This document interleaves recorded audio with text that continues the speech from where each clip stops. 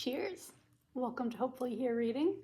I am Hope, and I am so excited to have you here because Women's Prize for Fiction season is coming to us very quickly. Today is March 2nd. The long list is announced on March 4th. And I did this last year and decided to do it again this year. I absolutely love booktuber prediction videos because so many books get added to my TBR. I learn about so many books I had never heard of before. It's a lot of fun to hear people talk about books they're interested in and making their predictions and why and their reasoning. I absolutely, like I said, really adore predictions / wish list videos. And last year I took all the videos I watched, plus a bunch of Instagrammers, and compiled kind of a master if booktubers created the long list. And I'm gonna do it again this year. However, it's smaller amount of content creators this year because I'm not on Instagram anymore. I don't have access to that information. I have access to, I believe there are 21 booktubers that are going to be, I'm going to use their information to make this list up. It is not likely every video out there. If anybody posts one in the next couple days, obviously they're not going to be part of this. I did as much searching and different word searches as I could to find people's videos. If there is anybody that you watch that you love and I have missed them, please link their videos down below for everybody else to see. That would be really exciting. And let's get into it. Let's start with, there were 143 books in total mentioned between the content creators. 80 of them were only mentioned once. Everybody else, every other title had at least 2 or more people mention them as predictions. I'm going to say predictions, but just know that some of these were also just people's wish lists, and that's totally understandable. I love those as well. And that is where we're going to start. We are going to start with a pretty big tie. So in 16th and 15th place, we have a 9-way tie, books getting 4 votes each. I am not really going to go too heavy into what those books are about because there are so many of them, but I will put their pictures on screen so you can know what they are. And I apologize, I'm looking down. It's all written on a book here. I just want to make sure I get the information correct. But first, did you grab your coffee yet? This is Honey Nut Praline decaf flavored coffee, and I quite enjoy it.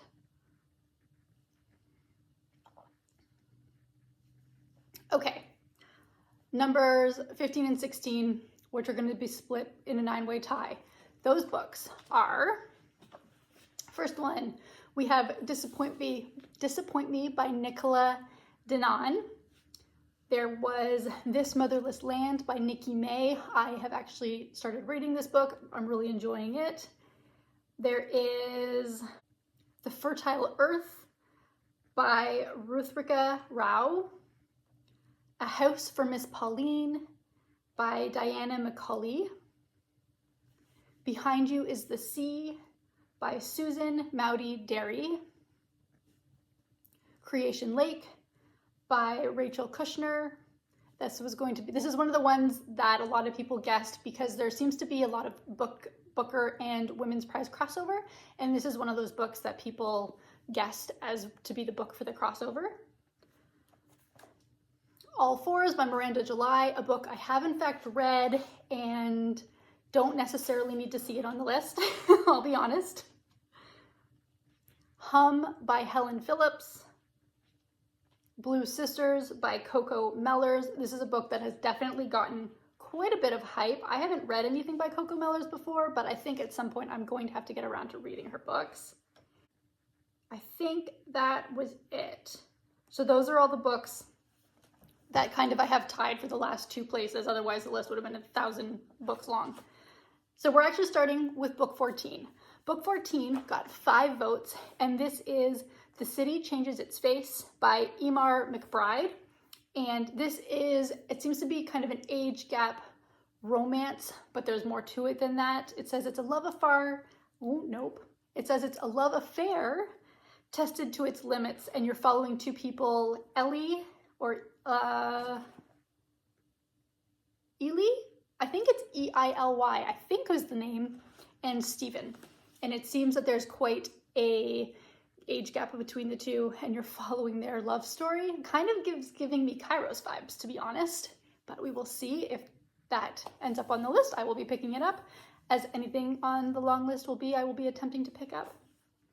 At 13th, with 5 people, again, we have Rapture by Emily McGuire, and this is a historical fiction, and you are following a woman named Agnes who disguises herself as a man, and I guess really kind of rises in the ranks of academia, and then somebody comes back into her life that knows that she is in fact not a man and is a woman, and it goes from there. It actually sounds really interesting. I feel like when I read the synopsis myself to figure out what this book was about, I was much more intrigued by it than anything I had heard any of the booktubers talking about.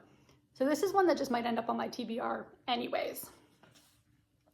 In 12th, with 6 votes, we have Good Girl by Aria Aber. And this follows Neela and Marlowe, and it's about the nightlife in Berlin. It's about finding your artistic expression and searching for yourself and your identity. And it seems like they are potentially in a relationship, but Marlowe gets controlling, I believe is what I remember from the synopsis. And again, a book that sounds kind of like Kairos in a way. We'll see where it goes. I don't know much about a lot of these books, but I believe that's the gist of what this story is about. In 11th place, with 6 votes, we have The Echoes by Evie Wilde. And in this book, you are following Max, who is a ghost, and he is, I guess, hanging around near his girlfriend, Hannah. And it's about, what does it say? What if our past is fixed? No, what about our past is fixed and what can be changed? I'm not really sure exactly what that means, but it sounds like it's going to be a bit of a character dive rather than a plot dive. Again, I don't know for sure. It just kind of gives off those vibes to me. I'm not really sure why, but it is definitely a book that I've heard people talking about, and I'm not at all surprised to see have ended up on this list. In 10th, with 8 votes, we have Glyph by Ali Smith. Now, let's pause. This seems like a really interesting book that people to have on their predictions list, because while it is a standalone book, it does work in tandem with a second book. And to me, I just wonder if by only putting one on a list, if you'd be doing the book a disservice, because apparently there's a hidden story in this book, Glyph, that is going to be explained in Ali Smith's next release, also called Glyph. It all seems very bookception to me, and I'm not sure exactly what the plot is, but I think if you're looking for something that maybe has a little bit of experimentation in its formatting or in its writing or in its storytelling, then this could definitely be something that you would want to check out. But to me personally, I struggle with it being a book that would be on the list myself. However, like I said, of the 21 people, 8 definitely put it on their list. So we will see how that goes. It is one that I hope if it was on the list, there'd be some explanation, at least a little bit, as to whether or not the second book really should be read with it. That's just my opinion. We will see where it goes. Sometimes they like to put sequels on these lists, and so who knows exactly what's going to happen or how the judges are feeling. In 9th place, with another 8 votes, we have Monique Rafi's Passion Tide. This book is spectacular. I have read this book already this year. I saw it on somebody on Simon Savage's Best of 2024 list.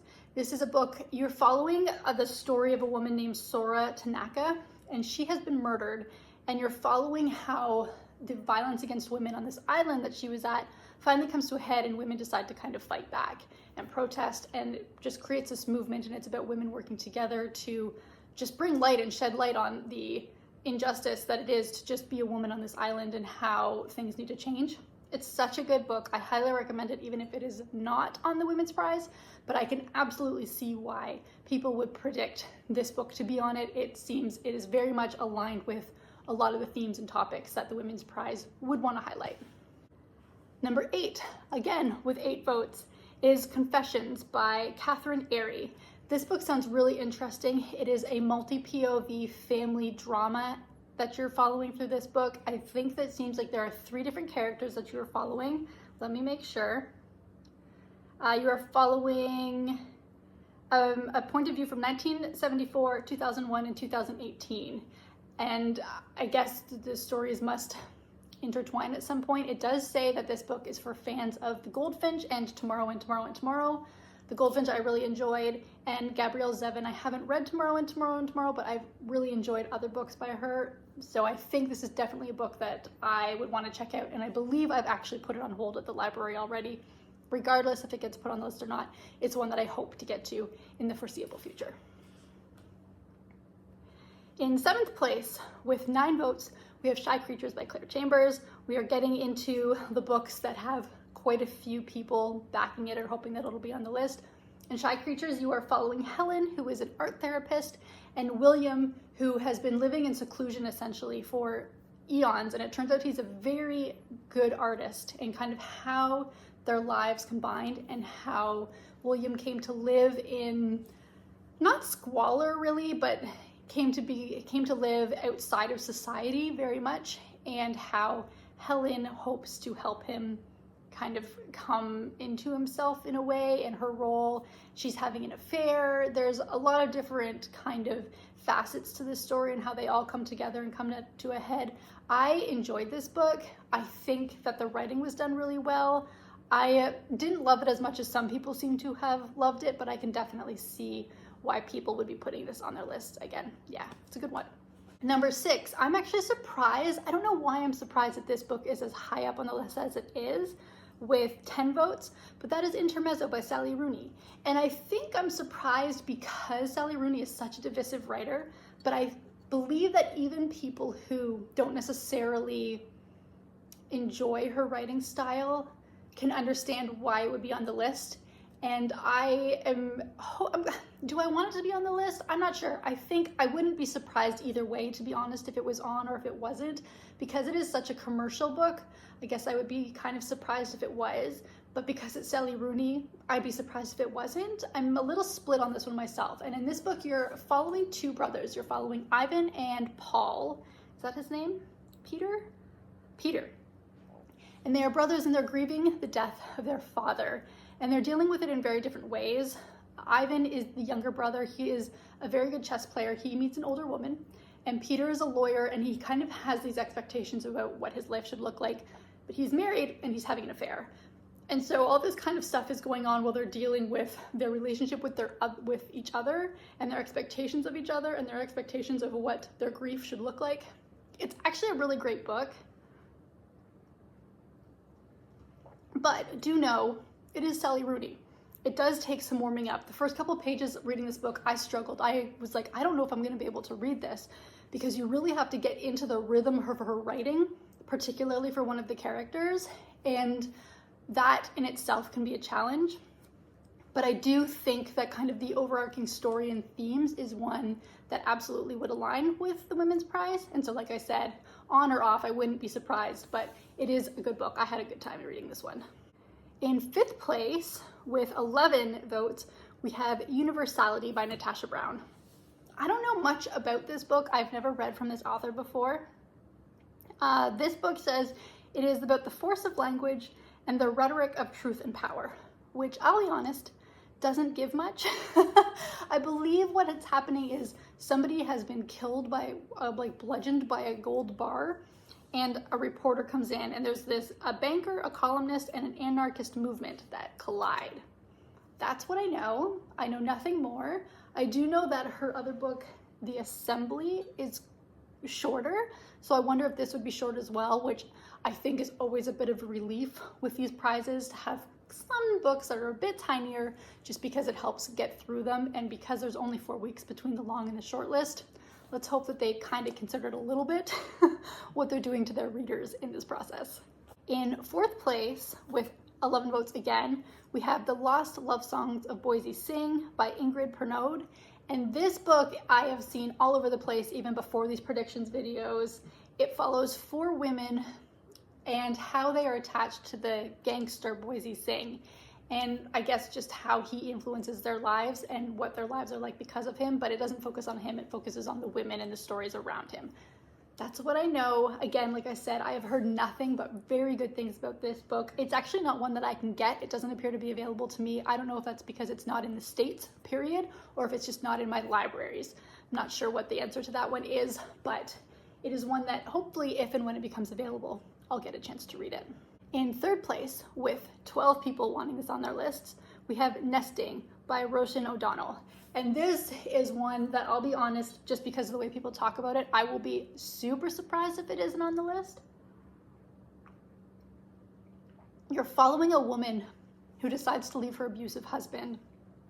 But once she leaves, she really comes into challenges with just how to keep away in terms of money and kids, and how difficult it is to leave an abusive relationship seems to be the narration of the story, the narrative of the story. And I think, to me, it sounds like something the Women's Prize would absolutely choose. It reminds me a little bit of, I didn't read it, but wasn't there a book, The Bread the Devil Needs, or something like that, a couple of years ago that was about a woman in an abusive relationship? And that got a lot of praise. People really liked that book. And so just in terms of the synopsis, I wouldn't be surprised to see it on this book list at all. We will see if anybody has been correct in choosing that one. Second on the list, this is the other Booker crossover book. With 14 votes, we have The Safe Keep by Yael Vanderwooden. Another book I have been very fortunate to read. I adored this book so very much. It takes place in 1961. You're following Isabel and Eva and how their lives very much clash, but then how their relationship forms. I believe Isabel is the sister and Eva is the girlfriend of her brother, and the girlfriend moves in with Isabel. And there is a kind of twist in the story, one that I didn't see coming myself, but I think a lot of people did. It could be just that I didn't know the history well enough to have seen it coming. I'm not sure where you need to be on the historical know in order to have seen it. But either way, this book is so good. I think the relationships are done very, very well. The writing is beautiful, and I would love to see it on the list. One, because I think it's a great book, but two, because it means it would be one less book that I would have to read. And then finally, in top spot with 15 of 21 people predicting for this to be on the list, and the book that, I'll be honest, I want on and I frankly want to win, that is There Are Rivers in the Sky by Elif Shafak. This book is brilliant. This book is beautiful, the writing is spectacular, the characters, the different points of view, the different timelines, everything about this book is phenomenal. I think is world-class writing, and I will be devastated, frankly, if it is not at least on the list. But like I said, I'd put my money on this winning, period. I think it's such a phenomenal book, and I don't think I would be the only one kind of heartbroken if it doesn't make the list. You are following 3 timelines. You are following Victorian London with Arthur. You are following a girl in Turkey in 2014 named Naren, and you are following a girl in London in 2018 called Zalika. And the way Shafak puts these stories together with one overarching theme, it's just phenomenal. And again, a book that if it's not on the list, I highly encourage you to pick it up. It's just a beautiful book, and it just really reaffirms my love of reading. It's one of those books where you read it and you think, this is why I read. And what more is there to say than to have a book that has that profound impact on your enjoyment of something you consider a hobby and they consider a career, and them coming together. So freaking good. I loved it. But we won't know until Tuesday. I'm really looking forward to it. I'm hoping to see some variety, some diversity. There are some books that were mentioned in people's lists that didn't make it to her that I think sound really interesting, but the long list surprised a lot of people last year. I think not necessarily in a positive way. I'm hoping that there are more wins for me in this year's long list, because last year was a little lackluster, but that's just me as a reader. Reading is such a subjective thing, but this is, as of now, the books that would be on the top 16, sort of, because, there was the 9-way tie or whatever it was for 14th and 15th place, or 15th and 16th place, I apologize. But I am, like I said, just really excited and thrilled, hopefully, to have some new books on your radar, on my radar, on the TBRs, and I know that a lot of people are looking forward to Women's Prize season. With that, I take my coffee, I guess I go to edit this video and then I chill. I will see you hopefully with a reaction video on Tuesday. Bye.